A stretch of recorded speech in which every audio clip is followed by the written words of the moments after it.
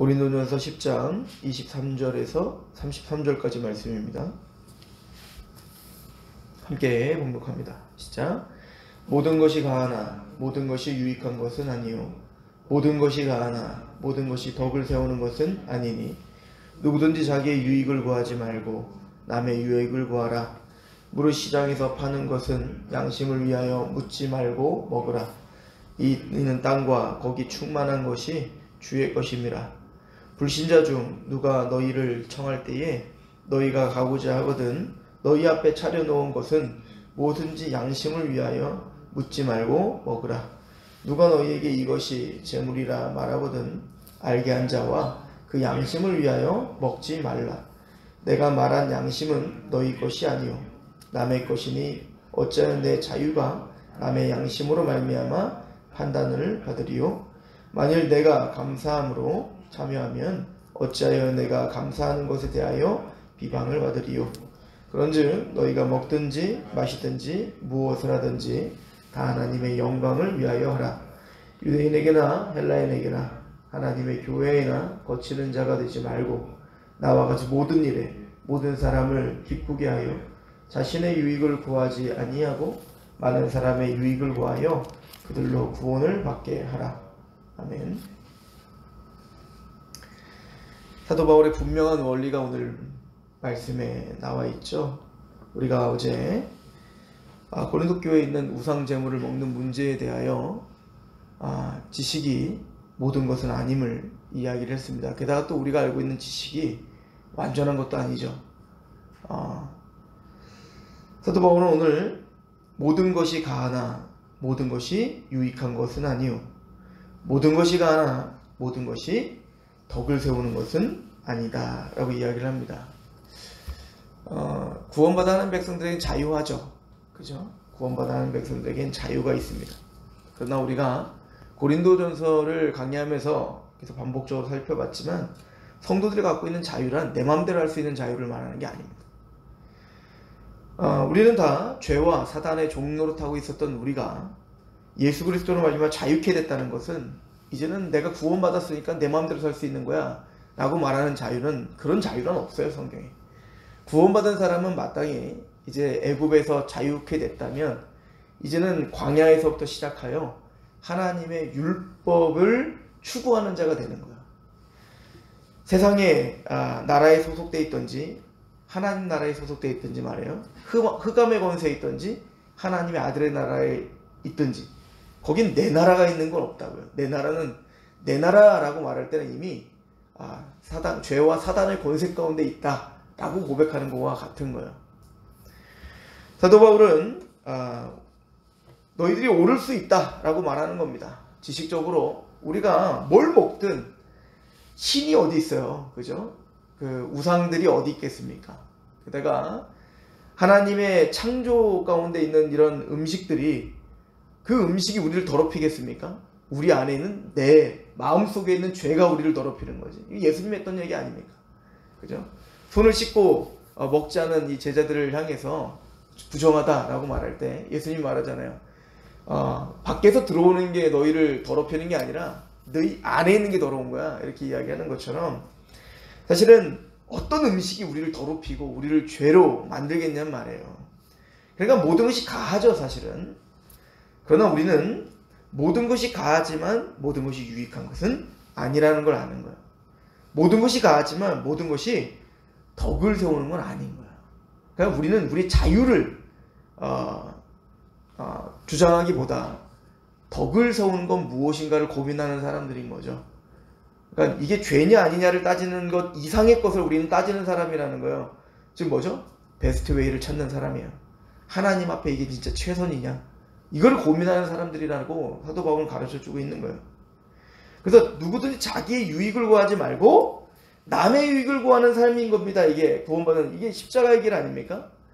예수님께서 가장 높으신 자로 가장 부유하신 자로 가장 가난하게 되시고 또 하나님과 동등되신 그분이 죄의 육체의 몸을 입고 이 땅 가운데 오신 것 자체가 우리 유익을 구하며 이 땅에 오신 거 아니겠습니까? 즉 죄인된 우리를 구원하기 위하여 희생하신 거잖아요.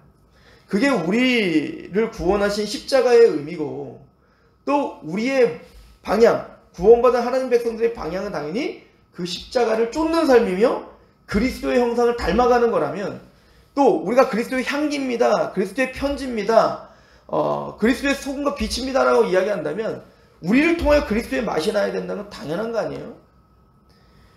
즉 그렇게 우리는 그리스도의 반영입니다. 반영.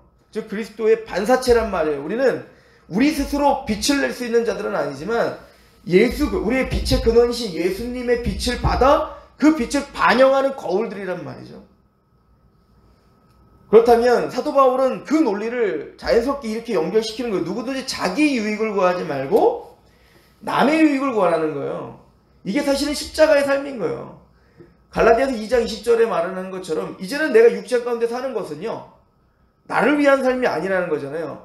그죠? 나를 사랑하사 나를 위하여 자기 목숨을 내어주신 그 예수 그리스도를 믿는 믿음으로 산다는 거 아닙니까? 그러므로 이제 예를 하나 더 드는데 25절에 무릇 시장에서 파는 것은 양심을 위하여 묻지 말고 먹으라. 이는 땅과 거기 충만한 것이 주의 것이야. 이거죠. 이게 너희들이 갖고 있는 지식 맞지? 맞아요.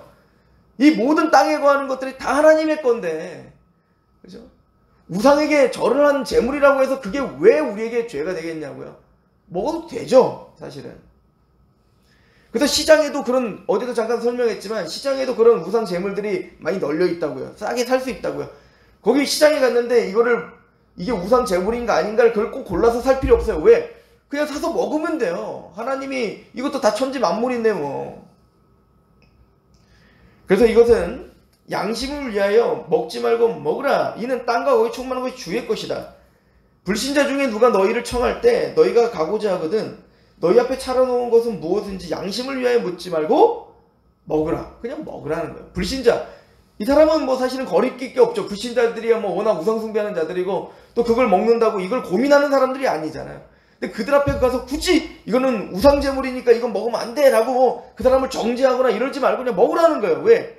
아니 너희도 자유하잖아. 먹어도 그게 죄가 되는 게 아니니까 먹으라니까요. 그냥 양심을 위하여. 내가 이걸 먹었는데 양심에 거리낌이 생기지 않는다면 아니 먹어도 되죠. 지식적으로 내가 이게 분명히 우상제물이는 그런 건 없고 이걸 먹어도 하나님 천지 만물 가운데 감사한 먹으면 돼 라고 하는 지식이 있어. 그리고 내 양심에는 정말 그걸 먹어도 아무렇지도 않아. 그럼 죄가 아니죠. 먹어도 되는 거죠. 자유하죠. 근데 사도 바울은 만약에 여기 보니까 28절에 누가 너희에게 이것이 재물이라 말하거든 알게 한 자와 그 양심을 위하여 먹지 말라. 누군가가 이거 우상제물인데 먹어도 돼요? 아니 왜 우상제물을 먹어요? 라고 한다면 그냥 먹지 마. 그 사람의 양심을 위해. 그러니까 29절에 내가 말한 양심은 너희 것이 아니요 남의 것이니 어째 내 자유가 남의 양심으로 알며 판단. 여기서 말하는 양심은 난 양심에 거리낌이 없는데? 나는 괜찮은데? 내 양심을 말하는 게 아니라 남의 양심을 의식하며 살아라는 얘기인 거예요. 나는 괜찮은데? 나는 자유해. 이게 성도의 태도가 아니라는 거예요. 내 양심이 거리낌이 없더라도 남의 양심이 나로 말미암아 그 사람이 뭔가 힘들고 그것 때문에 뭔가 정죄감이 생기기 시작한다면 그 사람의 양심을 위해 먹지 말라는 거예요. 사도 바울의 논리는 분명합니다. 우리는 내 양심을 추구하며 내 양심을 주장하며 사는 사람들이 아니라 남의 양심을 보듬어주며 사는 사람인 거예요. 왜 우리가 남의 눈치를 보며 살아야 되죠? 이건 남의 눈치를 보며 사는 게 아니라 하나님의 영광을 위한 삶인 겁니다. 그리고 말을 하기를 이게 뭐냐면 예배자 삶이에요. 성경을 끼고 사는 것이 예배적인 삶이 아니라 이게 예배, 하나님께 영광을 드리는 삶이 뭡니까? 우리가 하나님께 영광을 드리며 살고 싶죠? 그럼 하나님께 영광을 드리는 삶이 뭐죠? 맨날 찬양하는 겁니까? 말로? 아니면 사람들에게 막 그냥 이야기를 해주는 겁니까? 아니면 성경을 끼고 다니는 겁니까? 남들 일하고 있을 때 성경책 피고 성경 보는 게 하나님의 영광을 위한 겁니까? 성경 그렇게 말하고 있지 않습니다. 30절에 만일 내가 감사함으로 참여하면 어찌하여 내가 감사한 것에 대하여 비방을 받으려. 그리고 이런 이야기를 하면서 31절에 그런즉 너희가 먹든지 마시든지 무엇을 하든지 다 하나님의 영광을 위하여 하라. 이거를 사람의 눈치 보며 살아라 라고 말하는 게 아니라 이게 하나님의 영광을 위한 삶이다 라고 말합니다. 하나님의 영광을 위한 삶은 저 멀리 있는 게 아니에요. 오늘 하루 우리의 삶의 태도를 통해 하나님의 영광의 삶이 있는 거예요. 우리의 삶과는 구별된 예배는 아니에요. 삶의 예배란 하나님께 영광을 드려진다는 것은 저 고차원적인 어떤 철학적인 이야기가 아니라 실제적인 우리의 말투와 우리의 표정과 우리의 삶의 태도와 사람과의 관계 속에서 하나님의 영광을 위한 삶을 우리는 잣대를 세워야 되는 거예요. 그래서 말을 하죠. 왜 우리가 이래야 되는지. 32절. 유대인들에게나 헬라인에게나 하나님의 교회나 거치는 자가 되지 말고. 이거는 교회 밖에서나 교회 안에서나 동일한 원리가 적용된다는 거죠. 유대인들, 헬라인들에게나 하나님의 교회나 그냥 교회 안에서나 교회 밖에서나 이 원리는 동일하게 적용이 되는 겁니다. 하나님의 영광을 위해서 교회에서 어떻게 해야 되나? 하나님의 영광을 위해서 우리가 가정에서는 어떻게 해야 되나? 하나님의 영광을 위해서 우리는 사회에서는 어떻게 해야 되나? 동일한 적용이에요. 결론을 이렇게 내립니다. 나와 같이 사도 바울이 이미 앞에서 보여줬죠. 나는 율법이 있는 자, 율법이 있는 자들이 있는 것처럼 또 율법이 없는 자에게 율법이 없는 것처럼 언제든지 내 것을 포기할 마음이 있죠. 복음이 아니라면 그게 진짜 진리의 싸움이라는 게 아니라면 언제든지 내 거를 내려놓을 준비가 되어 있는 거죠. 사도 바울이 나와 같이 모든 일에 모든 사람을 그냥 여기서 모든 일이에요. 우리가 삶의 정황 속에서 만나는 모든 일들이 여기에 다 국한되어 있다는 얘기입니다. 또 모든 사람이에요. 이게 뭐 크리스찬이든 크리스찬이지 않든 나를 미워하는 자든 나를 좋아하는 자든 그게 무엇인 상관없이 우리가 만나는 모든 일, 모든 사람들에게 다 적용되는 일이라고 사도 바울은 말합니다. 모든 일에 모든 사람을 어떻게 하여? 기쁘게 하여. 자신의 유익을 구하지 말고 많은 사람의 유익을 구하여 그들로 구원을 받게 하라. 이 구원이라는 건 두 가지 다 포함돼요. 영혼 구원일 뿐만 아니라 그 구원의 완성까지 다 말하는 겁니다. 성화, 이것까지 다 이야기하는 겁니다. 이것이 삶의 원리이다 라고 이야기를 하는 거예요. 모든 것이 가하나 모든 것이 유익한 것은 아니에요. 모든 것이 가하나 모든 것이 덕을 세우는 것은 아니다. 이것이 사도 바울이 말하는 예배자적 삶입니다. 기도하겠습니다. 하나님 아버지 너무나 감사합니다. 사도 바울의 논리는 분명합니다. 하나님이 우리에게 원하시는 하나님이 또 구원받은 하나님의 백성들을 통해 받고 싶어하는 영광이 무엇인지가 분명합니다. 오늘 그 말씀을 붙잡고 살아가게 하시옵소서. 예수님의 이름으로 감사하며 기도합니다. 아멘.